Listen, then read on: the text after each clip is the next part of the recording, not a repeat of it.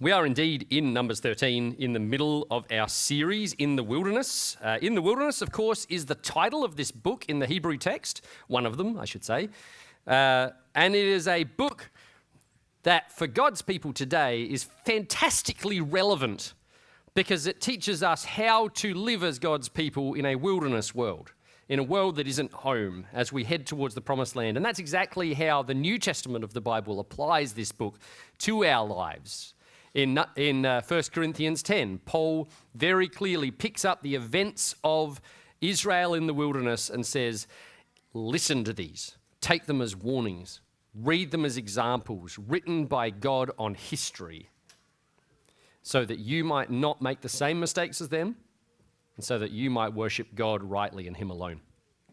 And we've been going through recently, in the last few chapters, a series of moments of challenge for the people of Israel as they butt into different idols that they might be tempted to worship and fall down to. Not idols that are physical statues, but we had the idols of craving back in chapter 11, where the people longed for, you might remember our catch cry of that, the cucumbers of Egypt.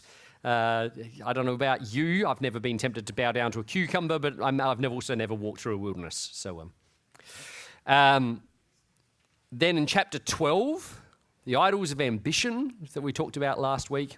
And then we get to chapter 13, and we see what it looks like when fear sits on the throne. And in fact, that's going to be chapters 13 and 14. But Numbers 13 is something that the book has been working toward for a long time, really since the start. In fact, really even earlier than that, since somewhere in Exodus, we've been looking forward to this moment in a way. If the events of this chapter had gone well, then this would have been the climactic moment for the generation in the wilderness.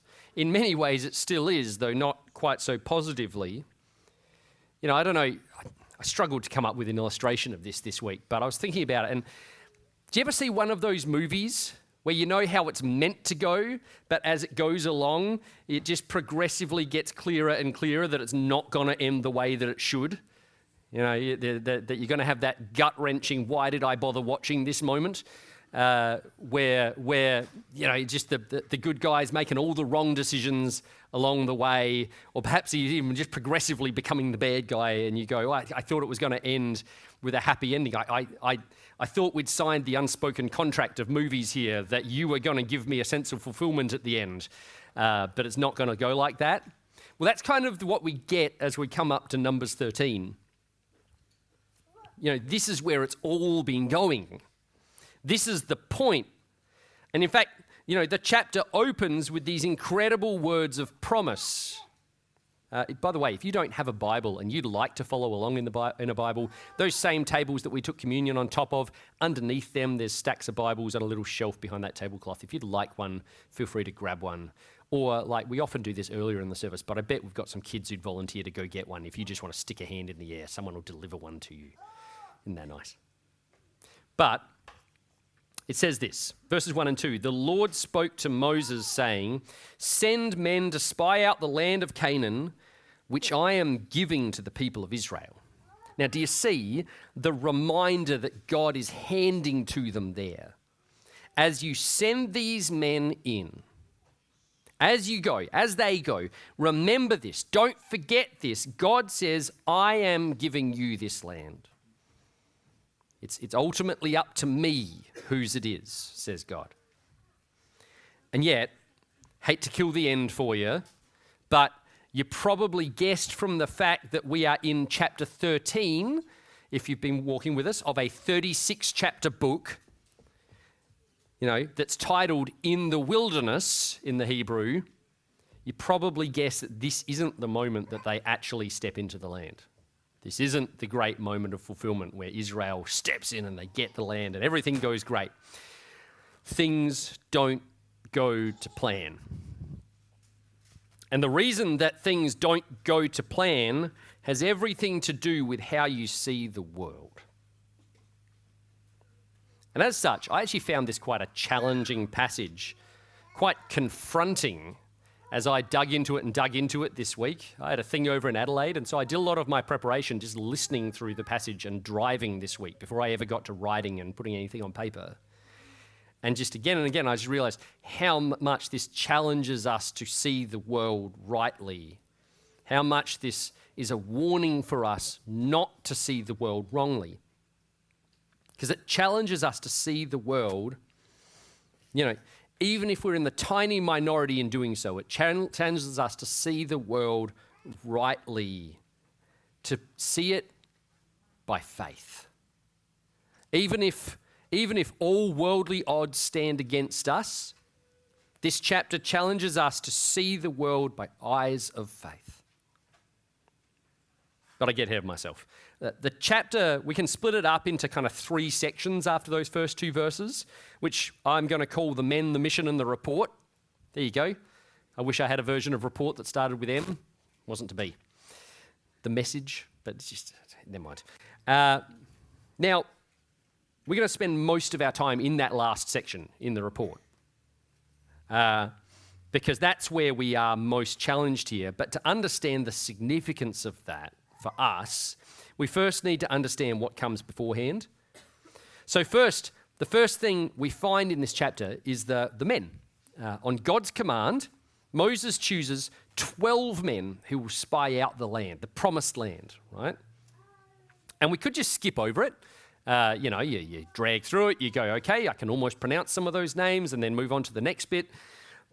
After all, there's lots of lists of names in Numbers. This is not the longest nor the first. But ask yourself for just a second, why one from each tribe? Or, try it this way, how would you plan a reconnaissance mission of the land? How would you pick your guys?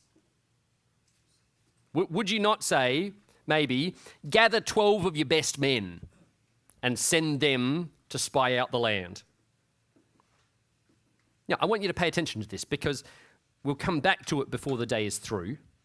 It's because they're not just spies. They're representatives. These 12 are representative of the people in a real sense. Like the text says, it says it a couple of times, they are heads of their father's houses, heads of their tribes. That word in particular is important. Just pin that in your brain and we'll return to it.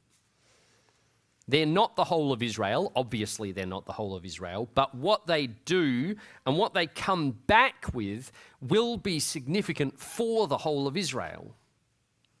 And so they are not just a recon force, they are a representative force. Each one represents a whole tribe in its entirety, in a sense. And one more thing to notice about this representative force that might not be immediately apparent as you read the Bible. We get a strong indication in the text that what they're being sent to do is not so much military recon as it is meant to be an exercise of trust. The last of the men, not the last of the men, but Hoshea, the son of Nun, we're told Moses renames him. This is a thing that happens a bit in the Bible. People get renamed. It is extremely rare for that to be insignificant. In fact, I think it would be non-existent for that to be insignificant in the Bible. There's not an awful lot of people who get renamed in the Bible. Only a few people who are renamed by someone other than God in the Bible. Like here, he's renamed by Moses. And there's none of them that are insignificant. Hoshea means he saves. Now, wouldn't that be a great name for a guy that you're sending in to save you, to be the guy who's going to lead you into the land? But Moses doesn't like it. Anyone know what Joshua means? Go on, Rick. The Lord saves? Yeah, God saves, or the Lord saves. I have a son called Joshua. Yeah, that'll do it. So do you see? Here's these 2 things that we get in this group of men. Before we move on from the men. One, they are, in a sense, representative heads. They represent the whole people. They are the heads. Second, they are called to trust in God and his saving power as they go in. That's why you change it from he saves to God saves, because it's not about him, it's about God. And that's important because their mission is not a light thing that they're about to step into. So in verses 17 to 24, we find out what their mission is, and then we get a really straight factual description of what they did. You know, they went here, they went there, they visited this place. That place was built before this other place. The purpose of their mission is really straightforward. They are recon. They're go and have a look, is the gist. They're there to check out the land in anticipation of the whole of Israel entering to take it over. Like I said, this is the thing we've been anticipating. You know, why did we do a census of all of the men of fighting age at the start of Numbers? Because we're anticipating the day when they go in and fight for the land, right? This is what it's been building to.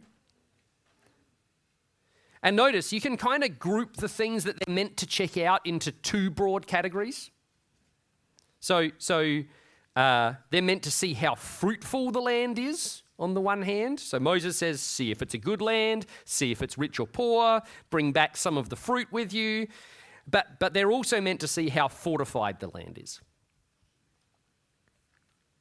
Are there many people there? Are they strong or are they weak? Are the cities big and fortified, or are they just, they're just camping out? And can you see how at every point there's a challenge for these men to trust? When they see how fortified the land is, will they look with faith that God can overcome the enemies, or with fear that they on their own cannot?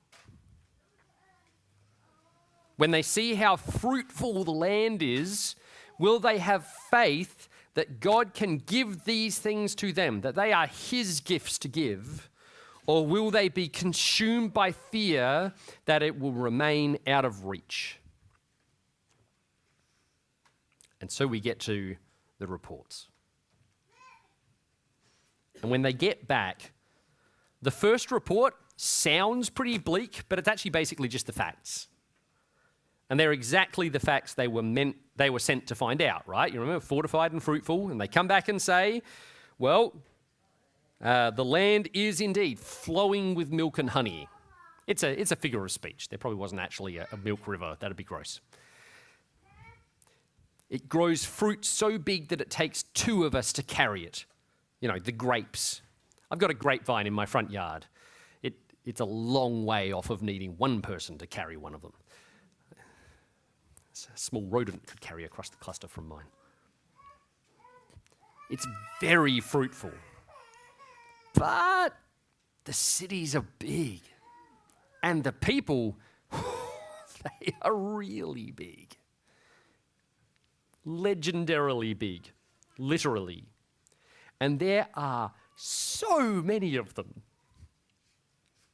Basic summary, the land is very fruitful and the land is very fortified. And at this point, a divide emerges between this group, between fear and faith. All 12 saw the same things. Do you see that? It's not that some of them saw some bits of the land and some of them saw other bits of the land. And so the ones who, they missed the big guys and so they were like, oh, this seems right. No, they all went, they all saw.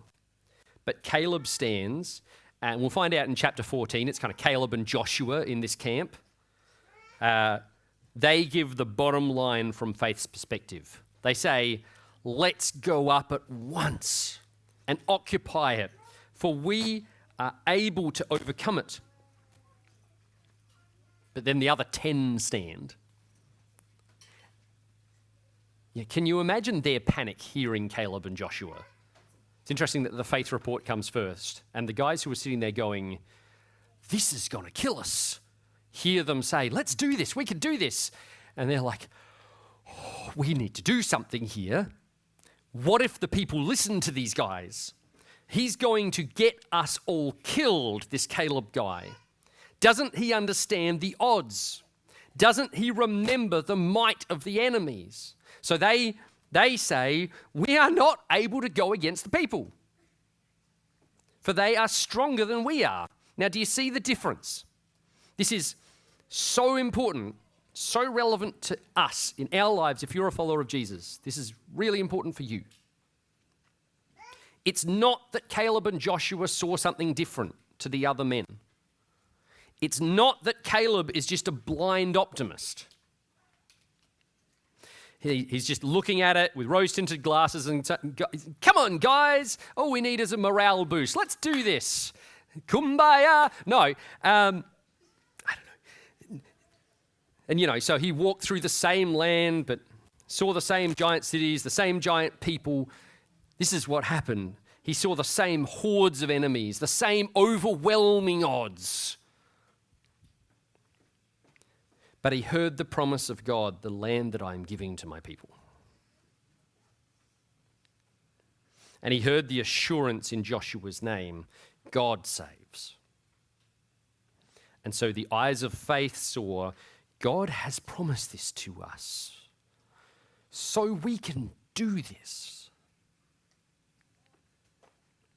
Who can stand against if God is for us?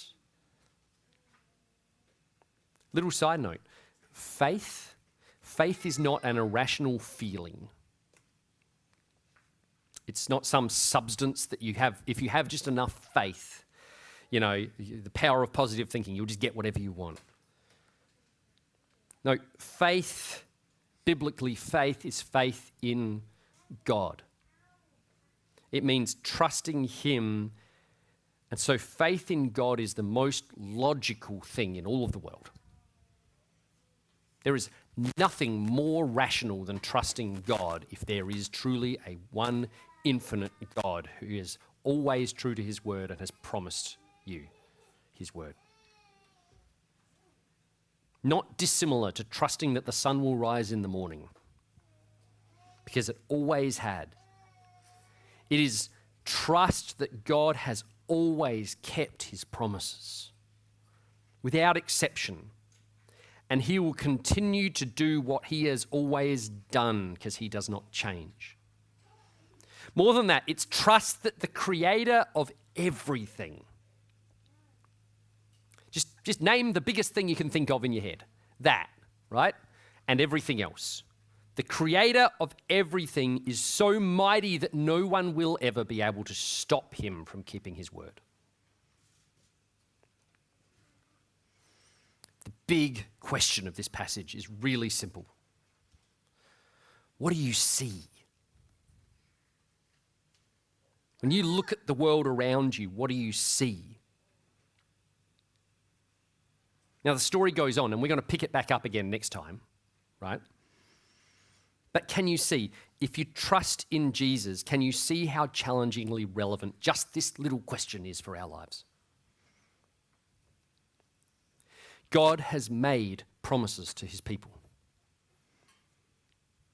He has said that He will work in His people's lives. He has said that He is with us and will never forsake us. Do we see the world around us with faith, or are we ruled by fear? When Jesus says to His disciples, and by extension to us, go and make disciples of all nations. And not just that, but He grounds the command in two promises. All authority in heaven and on earth has been given to me. Therefore, go and make disciples. And then in the end, He says, surely I am with you till the end of the age.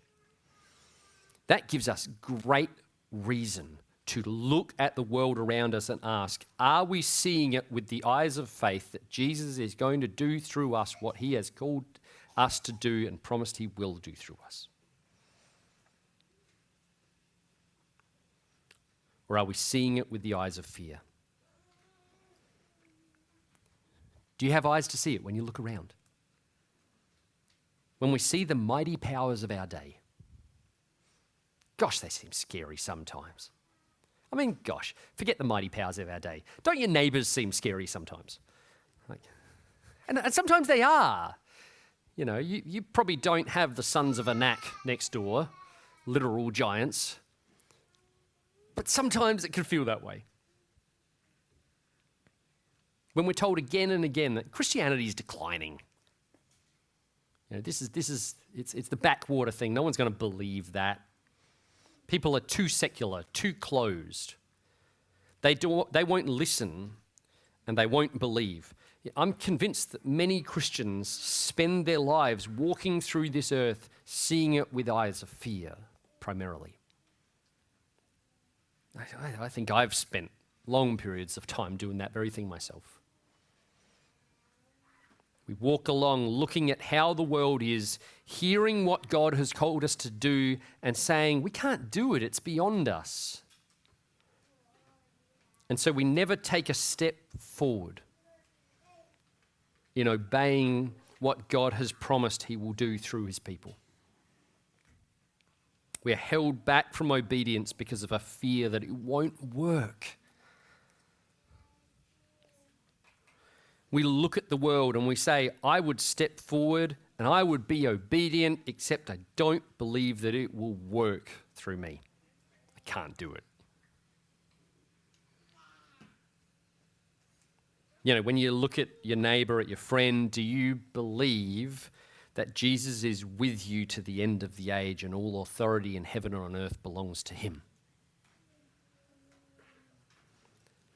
And the one with all authority has called you to make disciples.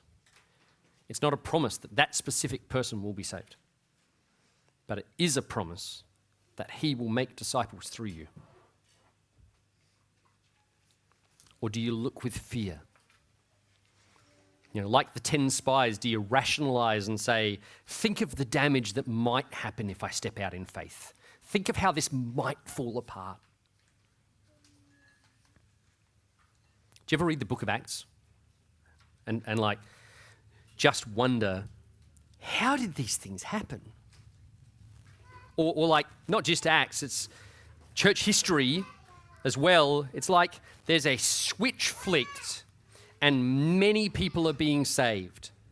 And many churches are being planted. And it almost feels like if you were there, yes, there were conflicts and oppositions, but amidst it all, it might have been like you could see heaven breaking through into earth. Do you ever wonder, how did those things happen? How did Paul go out on his missionary journeys? How did he see so much fruit on those journeys? How did the faith spread? And not just Paul, right? Loads of guys that he names alongside him as fellow workers. People who, we might just look at it and go, that's just the apostles. But there were loads of not apostles as well. You've got your Timothys and your Silases and everyone, Barnabas and whatnot. How did the faith spread across the face of the world, not at the edge of a sword, but by the power of a word? I don't want to oversimplify this, but it seems to me that one essential element of that happening, biblically, is simply that God's people stop looking at the world with fear, and instead we see with faith that God is able, and he's called us into what he is able to do. Paul says in 2 Corinthians 5, he says, we walk by faith and not by sight. I was dwelling on this just this morning, thinking about, if you know a little bit of Bible, if you don't worry, I'm going to explain it anyway. In Luke 19, you get a parable of a master who goes away to receive a kingdom into a far country, and he leaves 3 servants with minas. Minas is not a young person or a person who digs, but a form of money. He gives them cash. There you go. Probably should have just said that. And 2 things stuck out to me from this parable as I was just rereading it through this morning. One, when the master comes back, the first 2 servants come to him, and they've all been given 1 unit of money. Now, I've done it now. 1 mina. And the first 2 come back to him, and they don't say, Lord, I went and made another 10 minas. They actually say, and this is really weird, interesting wording from Jesus. They say, Lord, your mina has made 10 minas. That is to say, what you gave me achieved what you sent it to do. Not to say that they didn't step forward in faith, but trusting that what God had given, he had given for a purpose, they stepped forward and he worked through it. And then you get number 3 comes back, this third servant, and he comes and he says, so the first guy comes back and he says, Lord, what you gave me, the miner you gave me has produced 10 miners. And the second guy says that the miner you gave me has produced 5 miners, and the master rewards them richly. And the third guy comes back and he says, I kept it in a hanky. That's nearly a literal translation. The ESV does say handkerchief. I think it's a funny place to put it. Hear this, what he says. He says, I was afraid of you, knowing that you reap where you don't sow. You gather where you didn't put anything in.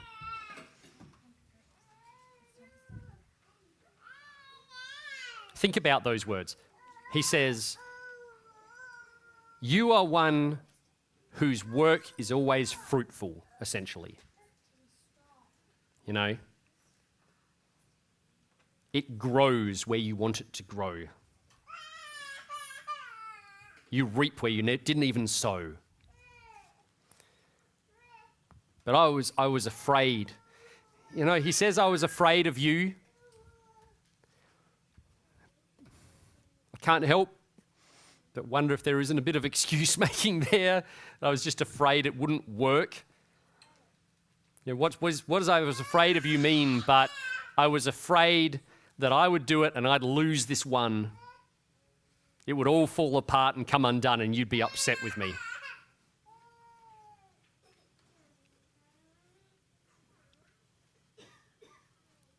Oh, that we would not be that servant who sees with the eyes of fear and not with the eyes of faith.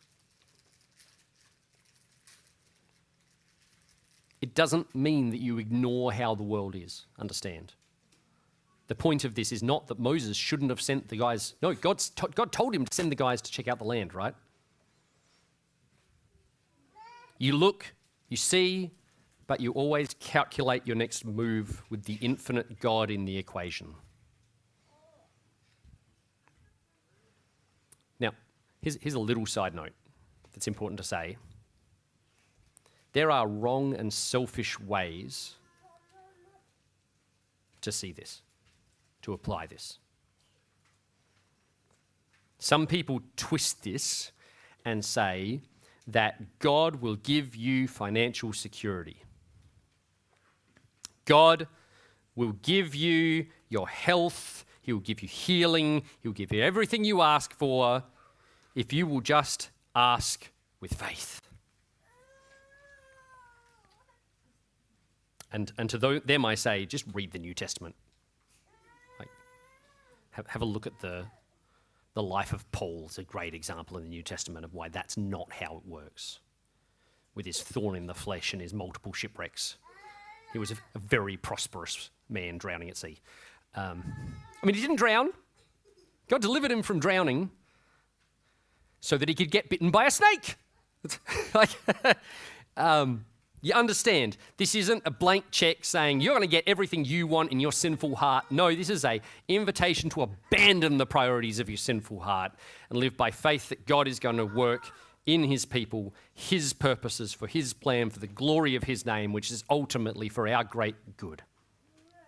Sometimes people are healed, but the road of Christian discipleship is often marked with sickness and sorrow, poverty and persecution. Those things will pass away. Those things aren't forever. When Jesus returns, they'll pass away for those who have faith now. But just because people misuse this idea, let's not throw the baby with the bathwater. Let's not miss the plain meaning of Scripture. We are to see the world by faith in the promises of God, with certainty that his plans are coming about and he has called us into them. Let me ask one more important question here. We're nearly done. Maybe the important question, though. how? How can we look and see the world with the eyes of faith? It sounds pretty when you're in a room full of people nodding, doesn't it? It's easy then. But how can we do that? How can we reject the fear that so easily, so often could claim us? I just want to say, we look first to Jesus. And we see the world in light of who he is and what he has done. C.S. Lewis, he wrote Narnia and some other books. That's a gross understatement of the man's life, but we're just going to leave it there. He's got this quote that actually Crystal gave me a sticker of a while back. I've got it stuck to my book I write songs in. And I want to replace the word Christianity in the quote with Jesus. He says, I believe in Jesus as I believe that the sun has risen. Not only because I see it, but because by it I see everything else. When we see the world in the light of Jesus, then we see by faith and not by fear. When we remember that Jesus is the better representative head. Remember how those guys were the heads of the houses of Israel, and 10 of them came back wailing in fear, and 2 of them didn't overcome in convincing the people. Well, Paul says in Ephesians 1, he says that God put all things under Jesus' feet and gave him as head over all things to the church, which is his body, the fullness of him who fills all in all. The church has a representative head who is mighty to lead us into the promised land of eternity. When we remember this, we remember to see by faith and not fear. When we remember that Jesus has gone ahead to that greater promised land, which he has not just spied out, he has won it for his people by his death.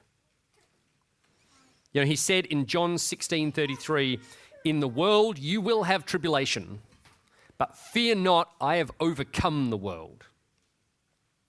When we remember this, we remember to see by faith and not fear. When we remember that Jesus, like Joshua, is called God saves. You know, Jesus is just this like Greekified version of the name Joshua. Greekified, that's a word for sure. They mean the same thing. God saves. But Jesus wasn't just called God saves. He himself was sent into the world as the salvation for his people. He himself made the payment for sinful people like us, like everyone, like anyone who will believe, so that our idols would be overcome and our hearts would belong to God alone. He himself suffered and died on the cross, carrying all our sin and shame. He himself rose from the grave and reigns in heaven, never to die again. The King of all, who stands as a promise to all who trust in him, because he lives and because he reigns, his will is done, his kingdom comes, and the life that is his is ours by faith. Church, we must let the truth about Jesus do its biblical work of transforming us. Speak it to one another. Here's a challenge. After church today, don't talk about the footy. It's not just because my team lost last night. Speak the truth of Jesus in love. That's how we grow up in the likeness of Christ, the Bible says. We must hear the truth, remember the truth, and so see with faith and walk by faith. And golly, if we don't need the help of God with that. So I'm going to pray for that, and then I'm going to invite our musos back up.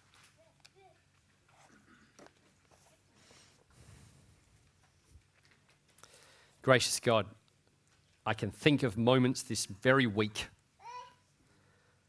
when the fear of people, the fear of it not working out, has reared its head in my own heart. In conversations, in moments, and I'm sure we are all like that in varying degrees. And Lord, we want to confess we're a people who very often have allowed our vision to be ruled by fears. And we pray, Lord, that you would make us see by faith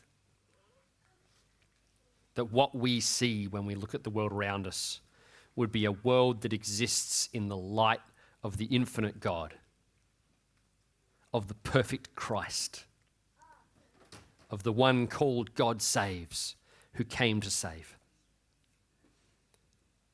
I pray, Lord, that you would lead us to be a people mightily fruitful. This land is fruitful. The harvest is plentiful. Let us have faith to go forth as the laborers and to see a great and fruitful harvest of people coming to know you and the growth of your kingdom in the lives of God's people. We pray it in Jesus' beautiful name. Amen.